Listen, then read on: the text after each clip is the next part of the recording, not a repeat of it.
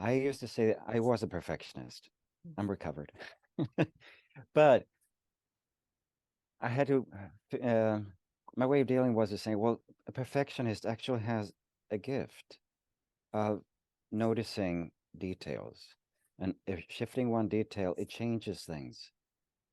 And instead of beating oneself up about, oh, I didn't get the details the way I wanted, and saying that, oh, if I put it this way, it says one thing. And if I change a few details, it's something totally different. And being okay that there are different ways that could be expressed, and just treasuring the ability to play with details and paying attention with them and relishing that, oh, like when I'm spinning, yeah, you can perfect the yarn, but it's also handmade. So it's okay to have the character of handmade.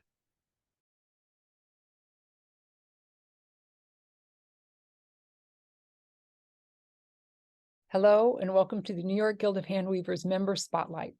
My name is Katie Clements, and I'm the membership chair of the Guild. With almost 200 members, the New York Guild of Handweavers provides inspiration, information, and mutual support to anyone interested in weaving, tapestry, spinning, or fiber arts through speakers, workshops, as well as our lending library. Go to nyhandweavers.org for more information. Today, we will talk with New York Guild member Thomas Victor.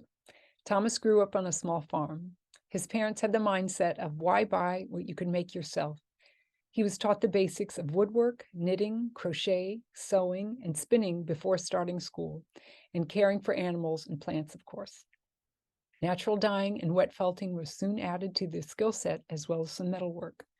From early teens to mid-20s, he made all his clothes. After almost a decade away from textile work, knitting and knit design opened the door back up. Then came the serious exploration of spinning and eventually weaving. In there were a couple of workshops in pattern making, sorting, grading, classing animal fibers, and welding. There was a big chapter that led to an MFA in music education, dance, and theater, both as a teacher and stage performer. Being trained as a massage therapist and healer added a good balance, but it also overlaps. With a focus on luxury fibers, primarily North American Paco vicuna and alpaca, he noticed that there is no mill in the U.S. that can spin properly de-haired worsted superfine yarn of either camelid that he wants to weave with, and definitely not in small amounts. After a few years of spinning up a good stash, the yarns are now turning into one-of-a-kind scarves. So welcome, Thomas. Thank you. I Thank you for appreciate being part of this. Thank you for being part of it. So a bit about yourself and your background and how you got started in fiber art. So I grew up on a small, diversified farm, and my parents were very crafty. So, and they were, as I mentioned in my bio, they had an expression, why make or why buy what you can make yourself? And I think it came both from that they knew how to make a lot of things, farmers tend to do, but also that there was not a lot of money getting around because it was a small farm. So there was not a budget to buy whatever you wanted. And I'm like, it's actually a great way of getting creativity and get your mind started on how to make things. That you're not, yeah, it's a freedom of making things. Well, that goes into my next question. What do you love about making things? Because it's very apparent that you love making. Yeah. Um, you know what? It's a satisfying feeling to feel that I'm productive, producing something. Uh, I have a hard time just sitting back and observe. I have to be part of making things. Um, and also just working with my hands, it's therapeutic. The tactile sensory is, and then you have one thing, you're transforming it into something else. And then if you can do that, then can you take it a step further? So there's a whole curiosity about how things work and how they're made. And I think it spills over into other areas of life of just being curious and exploring things, um, and learning and being in touch with life, because we're animals, we're part of nature. So working with natural material in particular appeals to me. But then also when you make something, you can wear it and it feels good to have something you decided exactly what was there. You decided the colors, you decided what texture, what and the feel of the fabric. Yeah, you get proud of it. You feel at home because it has your energy in it. Where did you grow up? In Sweden, Okay. I saw my mom weaving and sewing and stuff when I was a kid, and I was the youngest, so I remember she was making for my two sisters. They were getting a blouse each of a fabric that had a print of pink flowers. But anyway, I had nothing to do, so I followed her around and observed what she was doing. And you know, the sewing machine, there's the thing going up and down where you thread. On top? Yeah, Yeah. exactly. The one thing on top. Because the needle, I didn't see the needle from where I was standing. It was probably too short. But I saw that thing going up and down. And I was so fascinated with the rhythm. So I decided I was going to jump in the same rhythm as the needle, predicting the rhythm and the speed of it. And poor mom, having a 5, 6 year old just standing there eagerly and obsessively trying to jump in rhythm of the needle. So to get a break, when she went to cook, she pulled out the threads, took out a piece of paper and drew a line. She said, Thomas, you remember our neighbor Ethel? She got her finger in front of the needle and it got into it. So don't do that. Keep your fingers away. And I got to sit by the sewing machine and follow that line on the paper. Went out to the kitchen, showed her, okay, she drew some angles, straight lines, angles, and I followed that, learned how to lift and put down the presser foot and follow it. And then there was more curved lines and circles. And eventually she said, you're not allowed to touch those threads and fabrics because those are mine. But the rest of it, there's a basket of remnants and all those threads, you can do whatever you want. That was the best thing my mom ever did to me or for me. Having basically anything to play with. So again, here are tools, play with them. Most of what I do is like I do one of a kind. I am not willing to make two of the same. Uh, if I find a come up with designs and have the means, and in the future I want to do something mass produced, yes, fine, but that's machine made. Uh, because it takes so much time to make something from scratch by hand.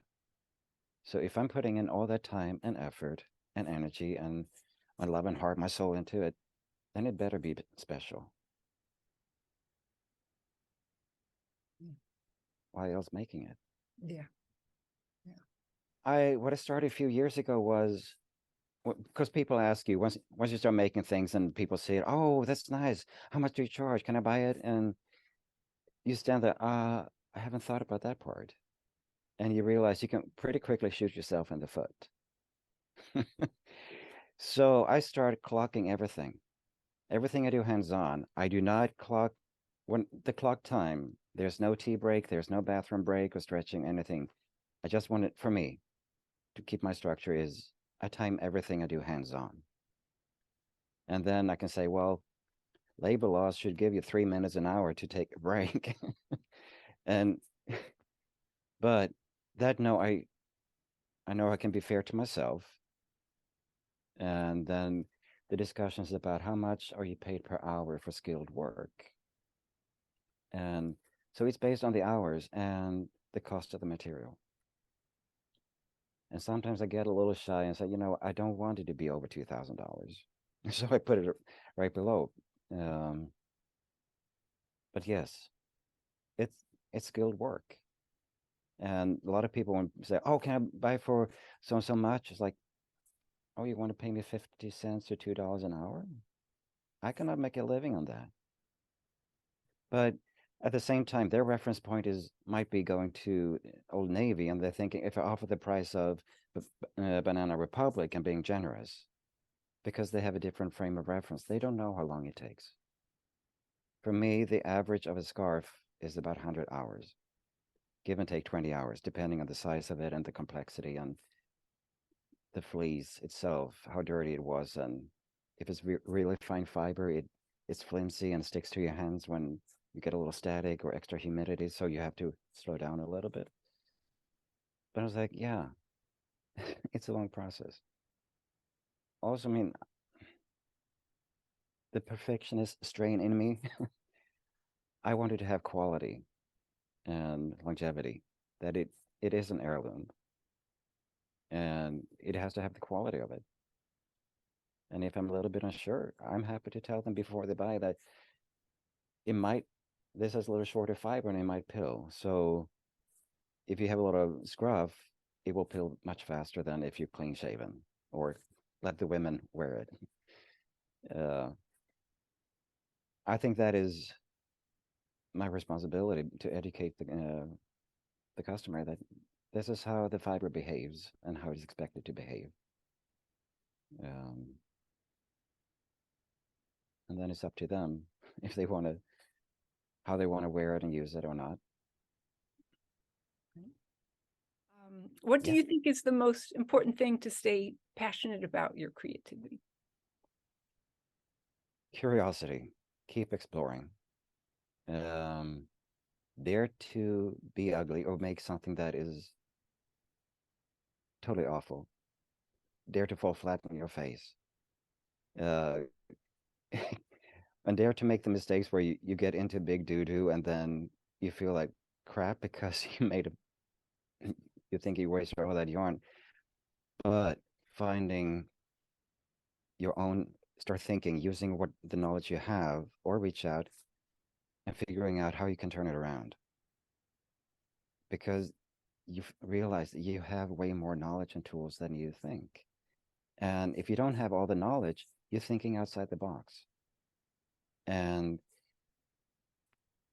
then people say, oh, that was a different way of solving it. And then you start sharing and you grow. And I think the sense of growing is important to passion, because repeating the same thing over and over and again, it's hard to keep your passion alive. And I'd also say don't find a way of not listening too much on other people's feedback, because there will be those that will stroke your ego. There are those that would be jealous and put you down for whatever you do, and some just don't like have doesn't fall into their taste. So you're not going to have a good response for them. But then there is a category of people who know who you are and don't judge you as a person for what you've made, but they will give constructive criticism of how they look at it. And that is important, that you also separate yourself from your baby. It is not you, because you will take any criticism so hard. I know. So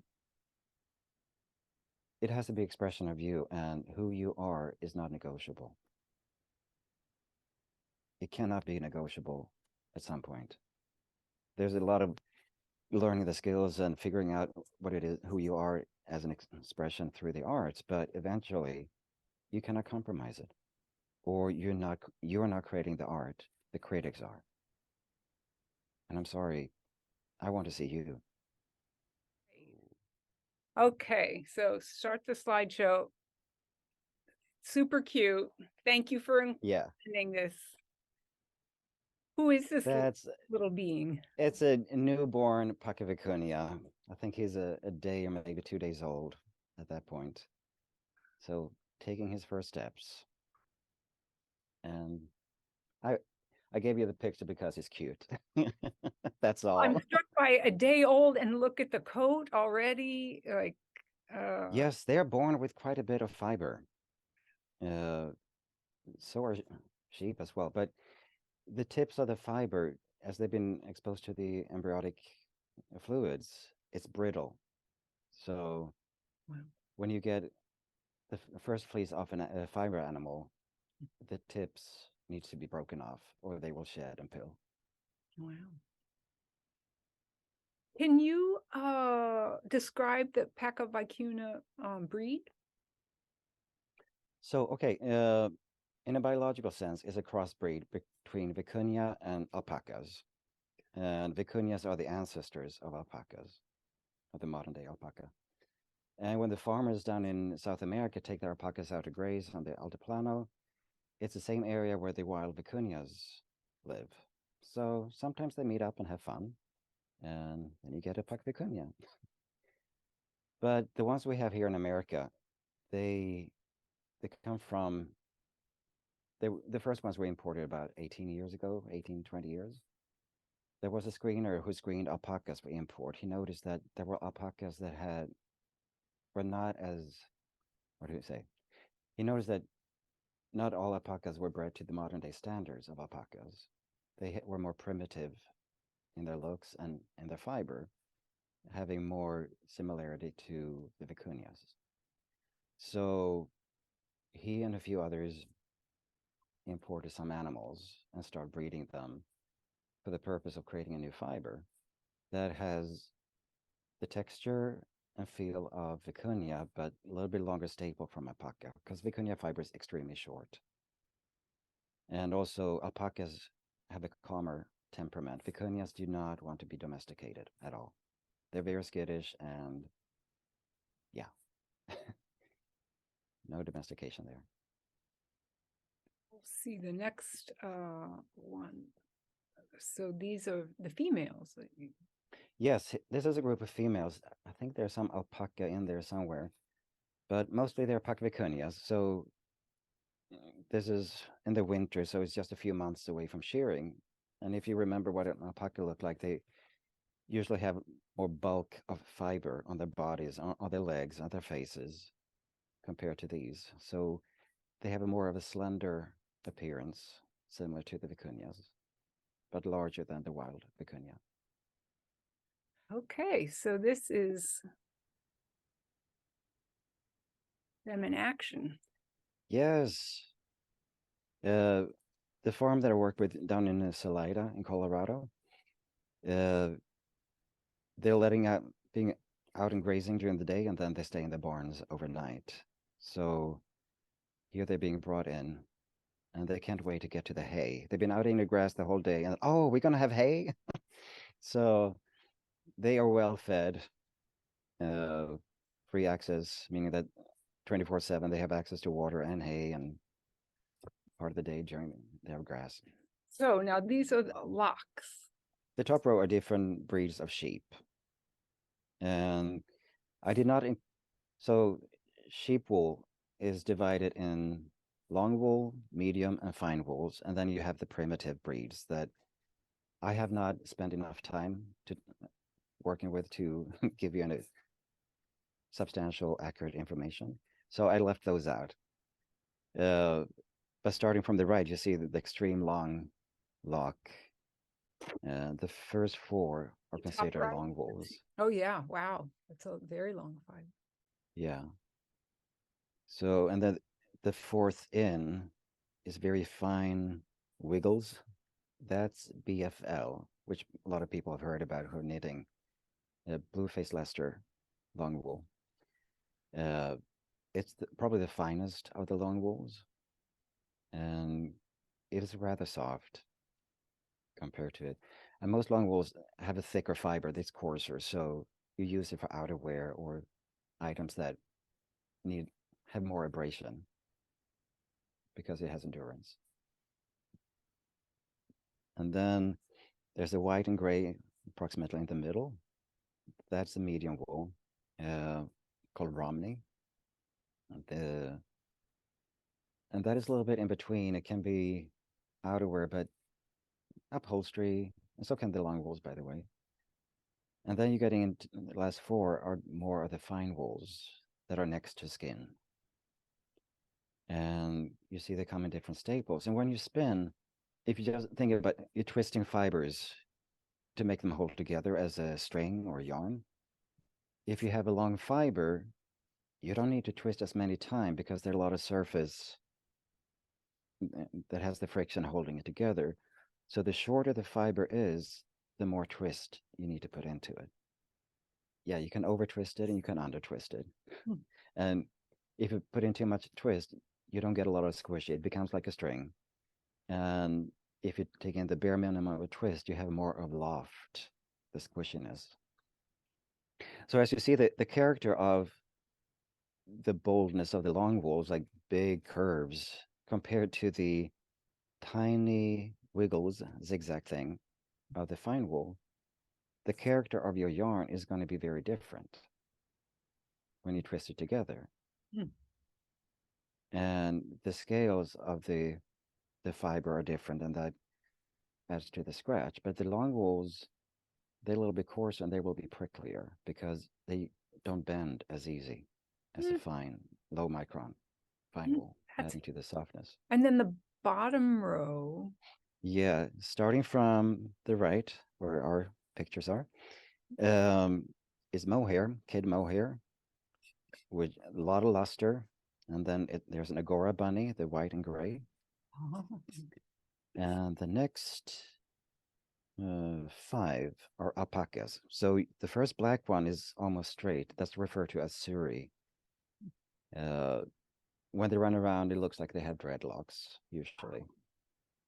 And a lot of luster, very smooth fiber, but as it's straight to start with, it doesn't have any memory. So whatever length you have, it has. If you're knitting with it, that's what it is. It's excellent to weave with. And then the next 4, they are regular alpacas, or hukaya, they refer to. The first 2, you might see that there's some coarse hair sticking out at the bottom. And those are called guard hairs. And in the primitive animals, and vicuña, like vicuñas, you have strong guard hairs as an outer protective layer to keep from dirt and other things coming in there. And then you have the warmer fiber closer to the skin. And the beige and the white lock or staple of alpaca, you don't see those hairs coming out there because they're breeding with the same goal as sheep wool, of not having these strong guard hairs, because they are the ones that prickle you. So if you can breed it out, you can take away one step of the process of getting those out before you spin a yarn.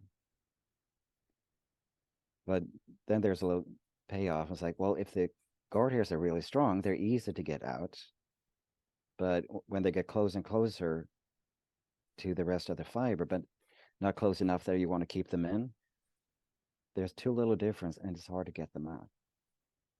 So, but there's some breeders that are really good at minimizing the amount of guard hair and the thickness of them. I'm trying to mimic the quality of merino that is so uniform. Even though there are guard hairs, technically, it's very uniform. And that's why merino is one of the gold standards of next to skin wools.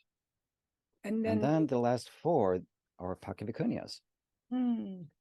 So there's a Siri lock, and we have a video coming up where I work with it. And then the other ones showing that some of them are quite short and occasionally you get a longer. And in particular, the first fleece of an animal is the longest. And you see there's basically like a little clump at the bottom in the picture left. That's where I mentioned earlier, the first fleece has brittle tips. They collect grass seeds and hay and dirt like crazy, and they will break off, and you have to break them off before you put it into a yarn. But also, I don't think it's visible in the picture, but at the cut end closer to the skin, the adult fleece is growing in. So there are some shorter fibers at the bottom of well, it's turned upside down, but at the cut end, there are some shorter fibers that don't go the full length because that's the adult fleece growing in and pulling it out. That's fascinating. It is. And as you see, there's so many different characters, even though I'm showing just a few types of animals. So the yarn you get out of it is going to have variations. So I scratch my head at times when people say, oh, I use a wool yarn or it's made out of wool. And I get curious, what type of wool? Is it the long wools and scratchy types, or is it next to skin? So in the previous slide, we saw that there's a very different character from different breeds of animals. But then there are two basic ways of spinning it up. One is called worsted and one is called woolen. So it's not worsted weight yarn, it's the worsted method of spinning. And the top row you show was referred to as top. Some call it roving, but I would say roving is for woolen spinning. In worsted spinning, all the fibers are parallel to each other. And in woolen spinning, some are parallel and some are basically crosswise or mixed up, crumbled. So the worsted makes sure that everything is sleek. You get a much more of a drape, a flowing drape from a worsted yarn compared to woolen, because the woolen has loft with all the fibers crisscrossing. It also means as they crisscross and you have compaction on the garment or the fabric, there's only so many times you can bend a fabric before it breaks. So a woolen yarn, the fibers will break faster, and you also have included the short fibers. And the worsted at the top, you comb out all the short fibers because they will find their way of migrating out of the garment. So either shedding or pilling. So there's a trade-off. A worsted yarn is more durable, will pill less, but because everything is parallel, there's not as many pockets of air to give warmth. So if the warmth and softness and squishiness is your goal, then you want a woolen spun yarn because there are a lot of small pockets of air. But it's not as durable. You have some pilling and shedding, but that's the basic difference between the two. So I think that's a very important part to understand when you say, oh, I'm getting wool yarn, because what is the use of the item you're weaving for or knitting? How so learning a little bit about what goes into a yarn helps you a long way along with your crafts and arts. If Where it's going did to you, hang on a wall, it yeah, doesn't matter. But if you're going to wear it and use it, it right. matters. How did you learn all this about? Curious. No, well, yes, it's true. Um, so I got my spinning wheel. I lived in an apartment that was 98 square feet, so I got an electrical spinner. I didn't have space for a regular spinning wheel, and I knew drop spindle. There are good ones out there, but I want to spin faster. Um, so I bought small amounts of a lot of different types of fibers and blends of fibers, both cellulose-based and protein-based, meaning animal fibers. Because I figured if I understand how to spin a lot of different types of textures, I'm going to learn the fastest. Um, and I think it helped. Uh, and that's also my curiosity. I love to explore and understand what is the difference. And then I don't know how it happened, but I found out about a workshop in sorting, grading, and classing uh, animal fibers. It was a focus on alpacas, but a little bit of wool and other exotic fibers. And it changed the way I look at textiles completely. Completely. I didn't understand the whole thing about guard hairs before I went there, and how you blend fibers. Uh, what is it you say? If it, do you blend similar fibers uh, in the thickness to maintain the softness? Or if you blend it with a coarser fiber, you're going to lose some of the softness, but you're going to soften the coarser fiber. And I was taught never do it. So of course I did. Um, you have to find out why and real life experience. And on the top row, if you're going from the left, the first, the one that is bent, that is Bombyx silk. The next one is merino, and the third one is yak.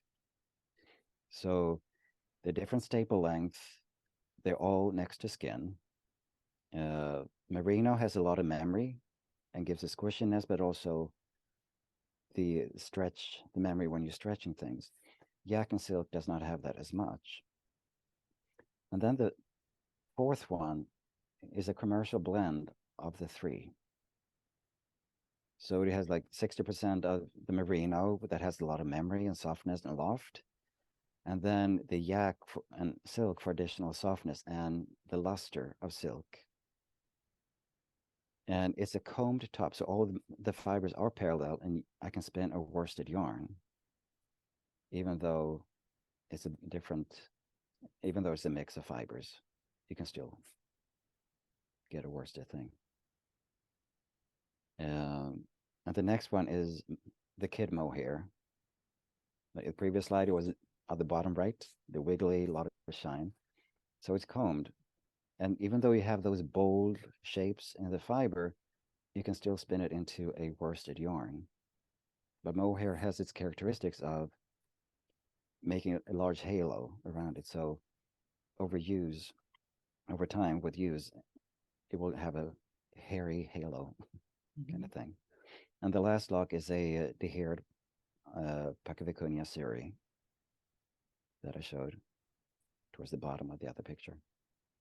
And then the bottom row is what I refer to as roving versus top. So roving is for the woolen spun, where the fibers, some fibers are parallel and some are messed up in a web more. Starting from left, the first one is commercial prepared cashmere. And cashmere is a short fiber. And you can find that woolen spun or worsted spun. It's hard to define it beforehand. And the second one is a blend I made of silk, Pakivicuña, and merino. It has a lot of little lumps in it. What we call tweed. Tweed is definitely a woolen spun yarn because it has those little lumps of color or lumps of fiber, usually referred to as neps or noils. At the middle, roving at the bottom there, that's another blend where I experimented taking medium wool and really fine alpaca and merino because I thought it was too coarse and too scratchy. And the merino had some shorter fibers and they migrated out and shedded, and it's pilling. So yes, my teachers had a point and I learned why. It's actually the cardigan I'm wearing. And then the last two is referred to as cloud. It's when you have luxury fibers that have guard hairs, first you have to dehair them in the machine, and you just have a cloud of fibers that are not organized in any way whatsoever. That's referred to as cloud. And then you can put that into roving. Okay. So the classing and sorting and grading I took here in the US, and I have to give a shout out to my favorite teacher, Winnie Lebrecht. She was the one to help me see fiber and textiles and yarns and understand it in a way that I wouldn't have ever without her. And she also was one of the teachers that was specialized in luxury fibers. So she has been a source and a mentor of mine unofficially. She's helped a lot of people understand fiber. I'm going to play this, and I would love if you narrated what's going on. Yeah, so here I'm finishing up one lock. I have a little setup. I have two slicker brushes. So first I just open up the lock because dirt and whatever else has brought it together. So I can see, and this is a Kriya fleece. So I'm breaking off the tips there. And little hay stuck it together. And then I pull out the guard hairs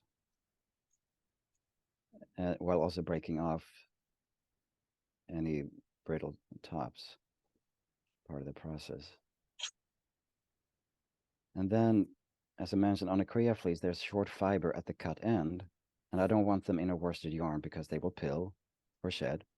So I brush those out separately. And depending on the fleece, the quality of it, I use that the shorter fiber either to blend like I did the merino and silk, or I use it for felting eventually. So they're finishing up that one. I had no idea that this all went into. Oh, and there you really see how strong, how thick the guard hairs are in comparison. Wow. And that the fine fiber is 14.4 microns. Wow. And cashmere is anything below 19. So it's very, very fine. And when you get that fine, it is so flowy and goes all over the place. So, but you develop some skills of how to deal with it. But it's a pleasure to have a fleece that is so long that it is in the video, because often it's about 2 inches short and you end up scratching your fingers a little bit here and there, but the fiber is phenomenal to work with. I have to give a shout out to you for the great photography.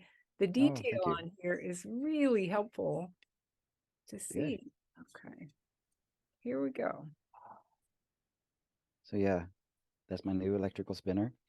And of course, even though I did the hair quite well, there's always going to be somewhere a fiber that is hiding, or as I'm drafting, meaning that you're spacing out how thick you get the yarn. There are some yarns that hook into each other. You have to straighten them out, or picking out some stray uh, grass seed or piece of hay. So there is a, between my thumb and the thread, there's a triangle. That's where all the magic is happening. That's where you decide how thick of a yarn you want, and where you can manipulate the roving or the top to be worsted or woolen.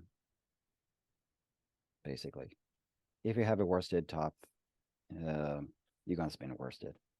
There'll be some bent fiber. That's a guard here I'm pulling out right there, because I don't want them to be prickly against your skin. So this a drum carder.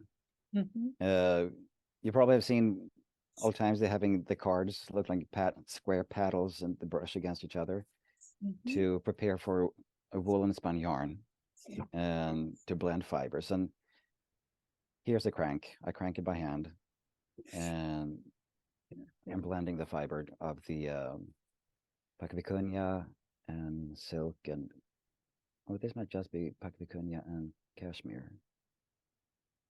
Looks like. So yeah, you can be creative and make samples of different blends to understand what happens when I blend different types of fiber, two or many different types of fiber together. What kind of yarn do I get?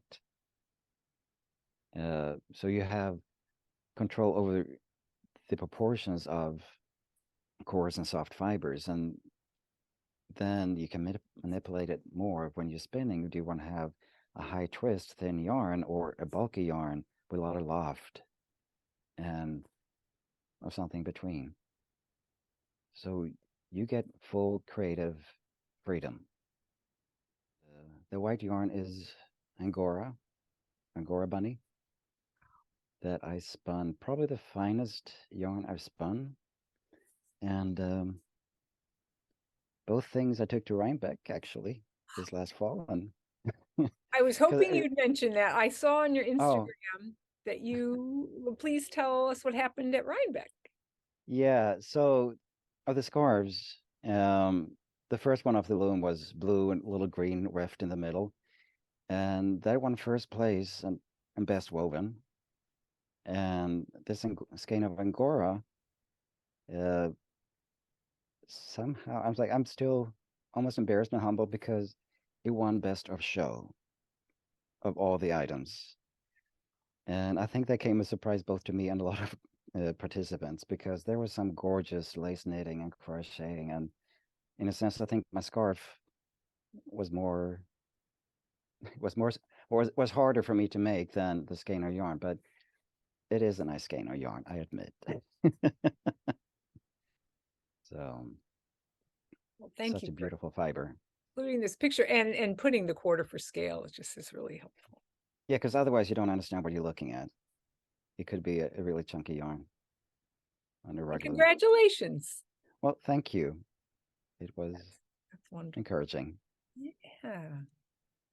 So here's another example of when you make your own yarn, you can decide the color of it, the shade, and play with colors.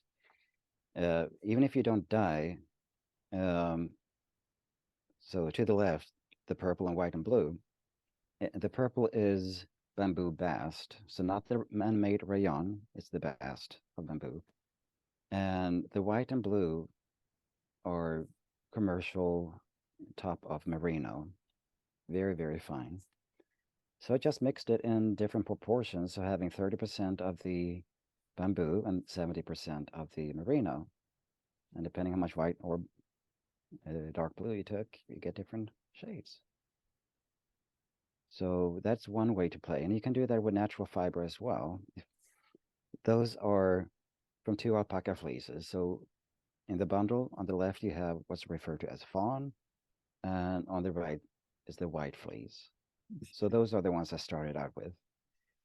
And you might be able to read on the piece of paper the percentage of fawn versus white Oh, yeah. to make a gradient.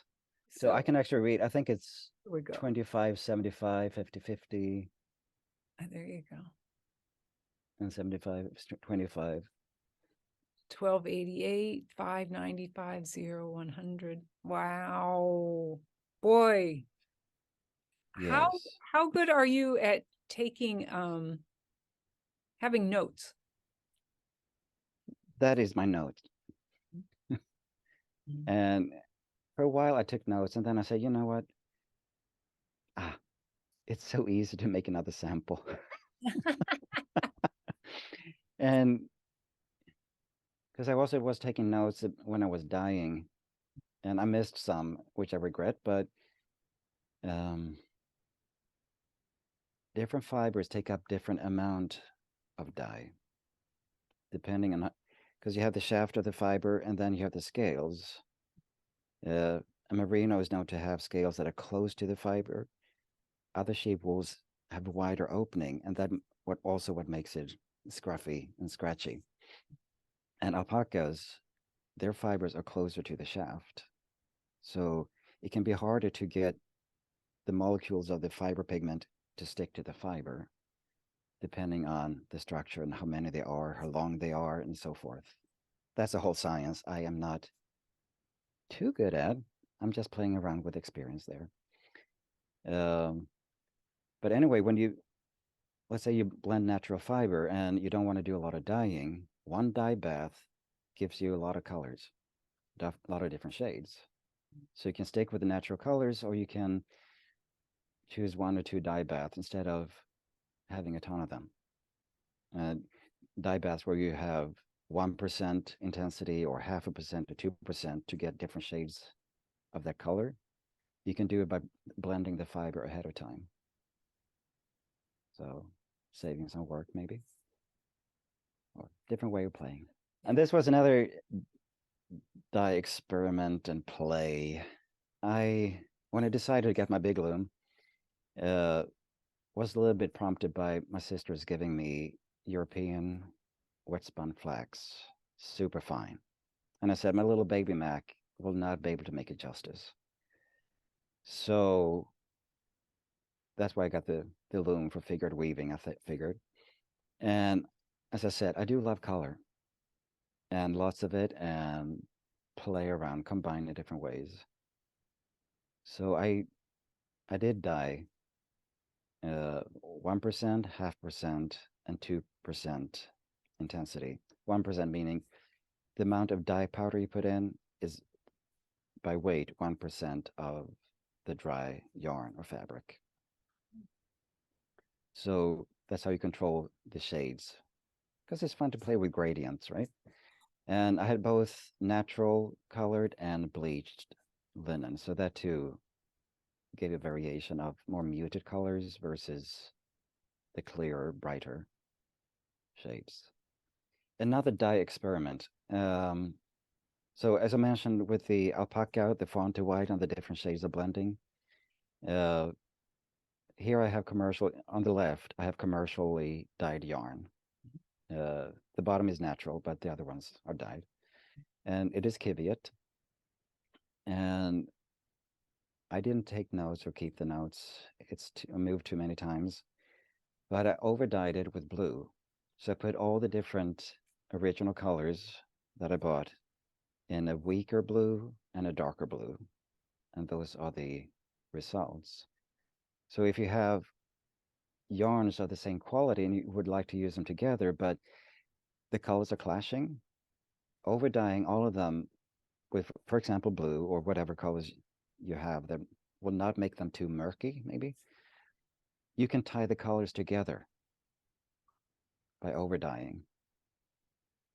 And what's the difference between the middle card and the card on the right and overdying of the percentage of blue? Yeah, the percentage of how dark the blue I was dyeing. So the bottom, if you look at the bottom yarn of the 3 cards, the first one is natural, and then you see the intensity of blue, the difference that was overdyed on the other colors. And that is, I mentioned when we were looking at tops and roving, and I made a blend that did everything that my teachers told me not to do. That is the one. So I started blending medium wools, and then I put in some, they were gray and a little bit white, but all the yarns, all the blends were a little bit too dark. So that's what I brought in: white alpaca and white merino, really fine, because I knew I wanted to dye it and have it in different colors. So the different shades of blue or teal is both from having different amounts of white in the roving itself, but also the intensity of the dye. And it's a simple straight brioche, so the background is a green. Oh, I mentioned Winnie Labrecque, my favorite teacher. She saw something I had spun and woven with blends of Vicuña, the scarf I had at the meeting. Yes. And she said, you might want to try 3-ply yarn instead of 2-ply because it drapes differently. I said, oh, really? And I was heading into a project of mine comparing different fibers in the micron range of 16 to 18 micron. So I compared Huanaco, which is the ancestor to llamas, and Syria alpaca, Hukaya alpaca, Siri PV, and regular PV, and baby camel and merino, or Rambouillet, which is a form of merino. Just trying to, as much as possible, to spin them the same way, just to see how they were behaving differently, and what the end product was. So yes, 3-ply takes a little bit longer than 2-ply because you have 3 strands that you twist together. And I swore that I was never ever going to do that again. So all the Vicuña I had that was 3-ply, I put it into a scarf and it became extra long. And this is it. So there are the single ply we saw earlier with the quarter. So the one to the left is the one that got the best woven in Rhinebeck. Wow. And then the other 2 that came off the loom afterwards. Yeah. So as you see, they are fairly see-through. So there you have the different shades of the top that I had to recomb and spin up, and the different shades of blue. Oh yeah. And there's a little bit with weft green in the middle of that scarf. Hey. Hey, there's my face. There. And going back to the slide where I had purple, white, and blue blending fibers together, then by Boombast and Merino. Yes. That is the product I made of it. Wow. Oh, wow. Playing with an 8-shaft twill. And Beautiful. yeah, I think that might have been like the 3rd project I made. Oh my gosh.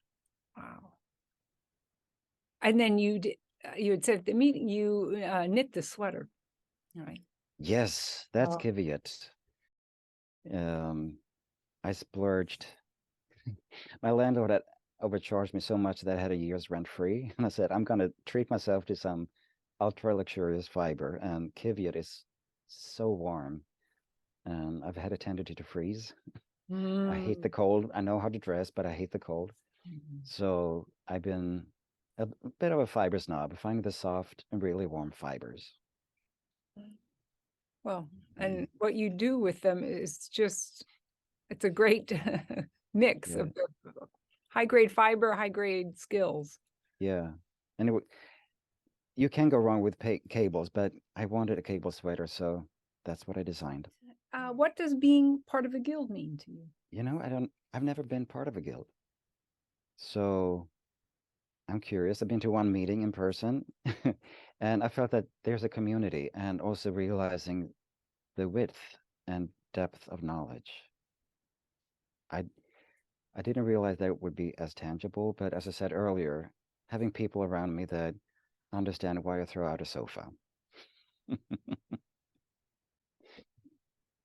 It just, yeah, people who understand what you're doing. And just like our conversation, the basics of fiber and yarn is like, you know that already. So even if it's a new part of it, you understand it. And having people that can relate to what you're doing, it's, I think that's part of it, learning and sharing. And also bouncing ideas. I imagine it will come that you run into a problem or you have an idea for design or project, and there are people that have done similar things. They give their input, and then, yeah, suggestion. That's what you do. You find a community where you can discuss and play with ideas and see what comes out of it. Yeah, Who and what do you find inspiring? a lot of things. I don't think it matters what profession it is, but somebody who knows their skills, has mastered their skills, and knows how to apply them. And people are able to keep a focus with their skills and be in the moment. Because when you're in the moment, you're in that flow of life, creativity, everything. And I can love watching somebody being good at their job, whatever it is. And people breaking the rules, bending the frames and norms a little bit. That gives a little bit of inspiration and, yeah, reminds you that you don't have to stay stuck in one position, one way of doing things. There's always more than to discover. What impresses you when you look at other fiber artists' work? A while back, saw some pictures of people weaving on, I think with a TC2 jacquard loom, and a lot of pictures, a lot of weavers took a picture and converted it into weaving. And you need to know weave draft to make sure you don't have excessive floats and stuff. So it's not that they don't have skills, they do, and it's amazing that you can do it. But then there were a couple people that taken a step further. One in particular, it looked like a collage, like a face of a woman and tearing off newspaper and placing it over as a picture, but also, and that was woven in black and white. And then with a brush of red color, strokes over all these paper clippings and pictures. So if you think of it as a collage to start with, it has multi-dimension layers to it, and then turning that into a woven object. And when I zoomed in, every shade of gray had a different type of twill. So it was a study of twill structures, different like chevron, diamond twills, and whatever, to create these different shades of gray of the picture and I imagine newspaper clips, because I forgot to save the link to bookmark it. So I haven't been back to it. And it's like a dream. You're waking up and what was said and felt in the dream is fading away, and you're grasping on and you're repeating it and probably adding a whole bunch into it. But from my memory, it was just mind blowing how she was taking all her study and twills and turning it into a beautiful art piece that was cohesive, finished, and had the dynamic of just strokes of red brush paint. And when you brush with brush paint with a brush, it fades in and fades out as like fringes. There too, she used different weave structures for the red. And I was like, mwah. I don't know what it is I need to learn, but it's like I want to go down that rabbit hole to understand what it, because it awakens something in you, inspires you, and you want to create something, and you don't know what it is, but you start searching, and I think we're creating our own, digging a little rabbit hole for ourselves, not an existing one. We might be searching for what other did, but it's our own rabbit hole to find what is our expression, what is our truth, because she apparently found hers. And it's not to mimic somebody else, but to inspire by it. Oh my gosh.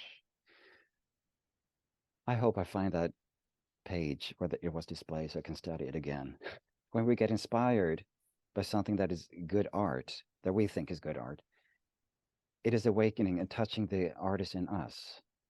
Just like the performer on stage holds the character, the emotion, and somebody in the audience saying, that's me, because they're resonating.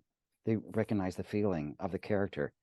When we see good art, it's like, yes, we feel the artist behind it and that they did their work to learn the craft and put in the thought of what it is they want to create and get finding their inspiration and letting it mature and then putting it out to the world. And it's like, oh, yes. That journey, that rabbit hole where you feel lost and then you find nuggets of wisdom or ideas, and it's just simmering somewhere in your mind and your body and psyche until you have the tools and knowledge to manifest it. Well, thank you, Thomas. Thank you so much. This has been great. I feel very inspired. Good, good, good. And thanks for watching. If you like the video, please like, comment, and share, and subscribe to the New York Guild of Handweavers YouTube channel. If you're interested in joining the New York Guild of Handweavers, please go to nyhandweavers.org. See you in the next video. Until then, happy weaving.